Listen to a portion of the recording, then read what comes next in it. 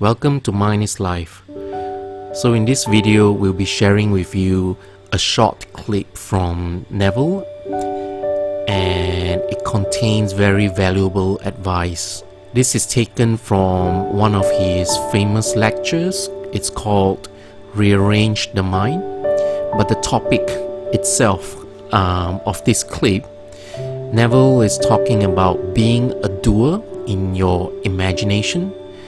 And why that's important is that it links back to Neville's teaching of why we should be thinking from instead of thinking of our wish in our imagination.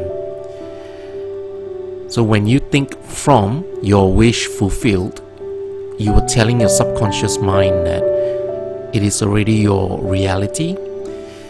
Whereas if you're thinking of your wish in your imagination, you're telling your subconscious mind that you haven't achieved it.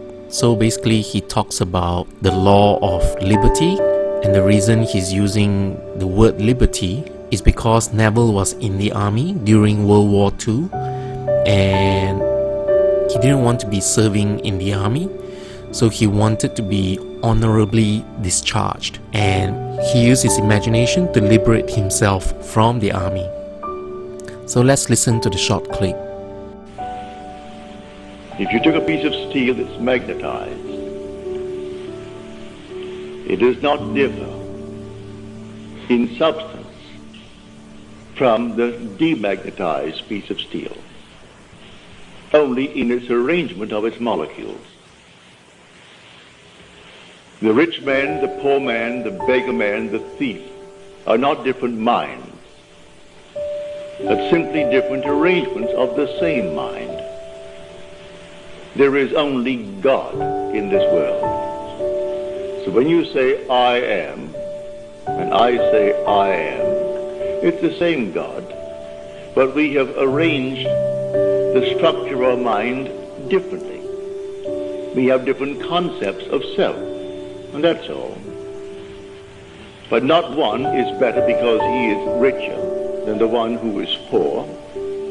These are only different arrangements of the structure of the mind. Now listen to it carefully. I'm now going to quote from the very first chapter of the book of James.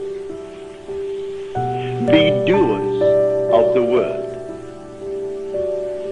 and not hearers only.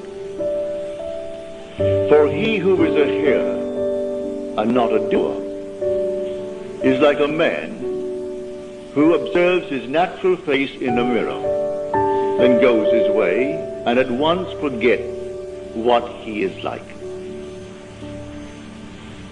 But he who looks into the perfect law, the law of liberty, and perseveres, he will be blessed in his doing. Now, how do I look into the law, the perfect law, which sets me free, the law of liberty? I look into my mind. I'm now imprisoned. I've heard the sentence. I know exactly how long I'm supposed to serve. Now I look into the law of liberty in my mind. And I assume that I am free. I'm set free. How? I am not concerned. Who brought it about? I am not concerned. I simply look into the perfect law, the law of liberty, and I dare to assume that I am free.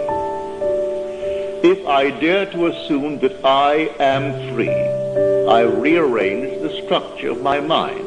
The same mind that heard the sentence that I accepted when I heard it.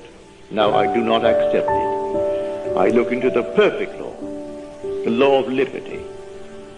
And if, as I'm told in Scripture, I persevere, then I will actually receive that which I am doing. I must not forget what I have done and sleep this night as though I am in prison. For if I am now set free, where would I sleep? Let me know exactly where would I sleep. Well, dare to assume that I am sleeping there now. If I sleep in the assumption that I am free, I am not in jail. Even though the bars are there, I don't see them, close my eyes against them. As Blake tells us, man's perceptions are not bounded by organs of perception. He perceives more than sense, so ever acute, can discover.